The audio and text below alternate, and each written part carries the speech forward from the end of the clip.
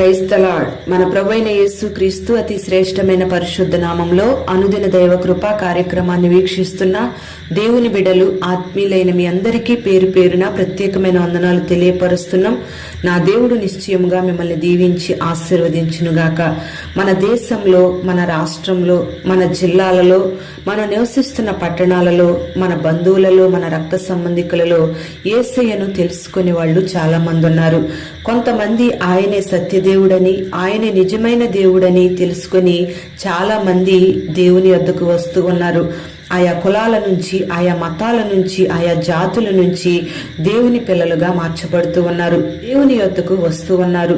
ప్రియ దేవుని బిడ్డలారా, మరి వాళ్ళ పరిస్థితి అలా ఉంటే దేవుని పిల్లలంగా దేవుని సన్నిధిలో ఎదుగుతున్న మనము ఏ రీతిగా ఉండాలని ప్రభు కోరుకుంటున్నాడు అని మనం గమనించినట్లయితే, మనం స్థిరంగా ఉండాలని, సమాజానికి ఆశీర్వాదకరంగా, మాదిరికరంగా ఉండాలని ప్రభు కోరుకుంటూ ఉన్నాడు.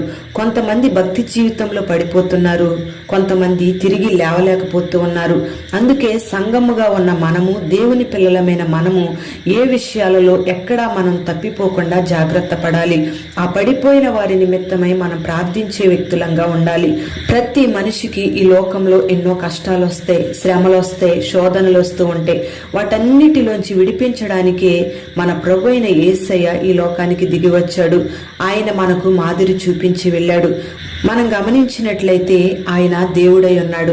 ఆయనకు భయభక్తులతో ఉండాల్సిన అవసరం లేదు. ఆయన ఎవరికి విధేయత చూపాల్సిన అవసరం లేదు, ప్రార్థించాల్సిన అవసరం అంతకన్నా లేదు. కానీ అన్ని విషయాలలో కూడా మనకు మాదిరి చూపించి వెళ్ళాడు. ప్రియ దేవుని బిడ్డలారా, ఒక తండ్రి ఒక కుమారుడికి ఈత నేర్పించాలి అనుకున్నప్పుడు ఒడ్డున నిలబడి ఇలా ఈదు అలా ఈదు అని చెప్పడు గాని నీటిలో దిగి కుమారునికి ఈత నేర్పిస్తూ ఉంటాడు. అలాగే ఈ లోకంలో వస్తున్న శోధనలన్నిటిని జయించమని పరలోకం నుంచి ప్రభు చెప్పటం లేదు గాని ఈ లోకానికి దిగి వచ్చి ఆయన ఎలా శోధనలను జయించాలో, ఎలా శోధనలను సహించాలో, వాటన్నిటిలోంచి ఎలా తప్పించబడాలో మనకు మాదిరి చూపించి వెళ్ళాడు. మరి యేసయ్య మనవలే శోధింపబడి పాపంలో పడకుండా మనకు మాదిరి చూపించి వెళ్ళాడు. హెబ్రీ పత్రిక 2వ అధ్యాయం 18వ వాక్యాన్ని మనం గమనించినట్లయితే, తాను శోధింపబడి శ్రమ పొందెను గనుక శోధింపబడు వారికి సహాయం చేయవాడై ఉన్నాడు అని రాయబడి ఉంది. Praise the lord.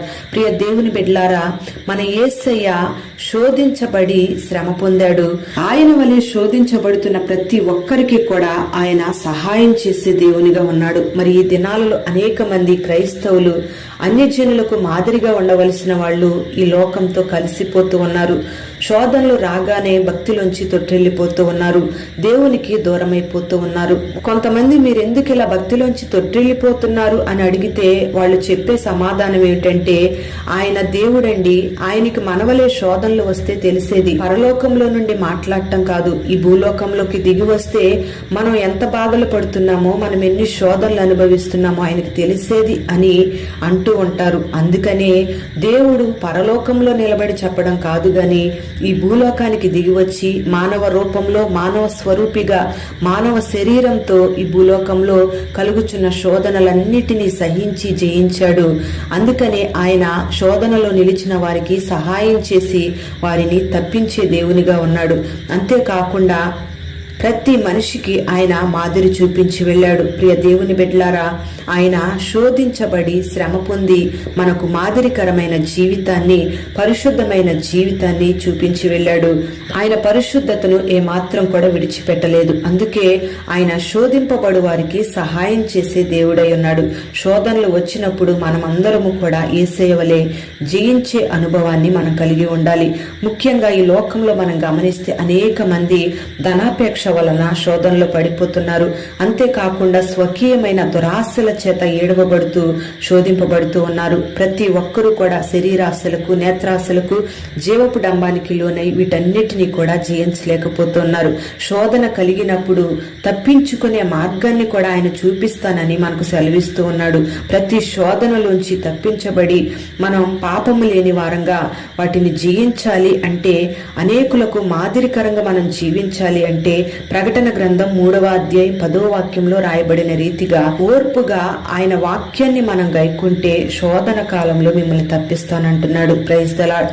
ప్రియ దేవుని బిడ్డలారా, వాక్యాన్ని గైకొనడం అంటే వాక్యానుసారంగా నడుచుకోవడం.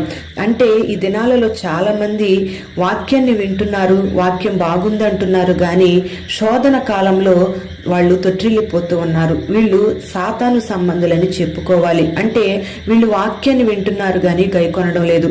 కొంతమంది వాక్యాన్ని విని వాక్యానుసారంగా నడుచుకుంటూ ఉన్నారు. శోధన కాలంలో వీళ్ళు వాక్యాన్ని చేతపట్టుకున్నారు గనుక వాక్యము ద్వారా తప్పించబడతారు. వాక్యానుసారంగా నడుచుకుంటున్నారు గనుక దేవుడు వారిని తప్పిస్తాడు. వీళ్ళు దేవుని సంబంధులు అని మనం చెప్పుకోవాలి.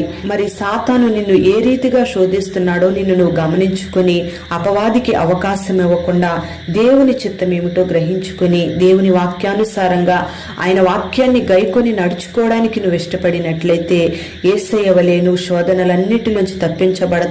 యేసయ్య వలె ఈ లోకాన్ని జయించగలుగుతావు. మరి యేసయ్య శోధనలో నీకు సహాయం చేసి నిన్ను ధైర్యపరిచి ఆ శోధనలన్నిటిలోంచి నిన్ను తప్పించి నీకు జయ జీవితాన్ని కలుగు చేయునుగాక.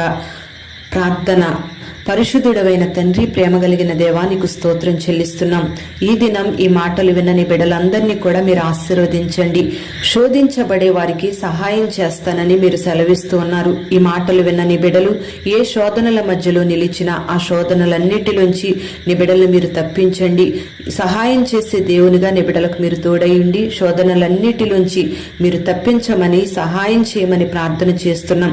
ఈ మాటలు విన్నని బిడ్డలందరినీ కూడా వాక్యానుసారం నడుచుకోవడానికి, నీ వాక్యాన్ని గైకొని వాటి ప్రకారంగా జీవించడానికి ఒక గొప్ప విప్లవాత్మకమైన మార్పును నీ బిడ్డల్లో మీరు కలుగు చేయండి. అపవాది సంబంధులుగా ఏ ఒక్కరూ ఉండకుండా నీ పిల్లలుగా జీవించడానికి మీరు కృపను అనుగ్రహించి ఈ మాటలు వినని బిడ్డలందరినీ పేరు పేరున దీవించి నీ సన్నిధి కాపుదలని బిడ్డలకు తోడుగా ఉంచి మహిమ, ఘనత, ప్రభావాలు మీరు పొందుకొనమని నజరేయుడైన యేసు నామములో అడుగుచున్నాము తండ్రి. ఆమేన్.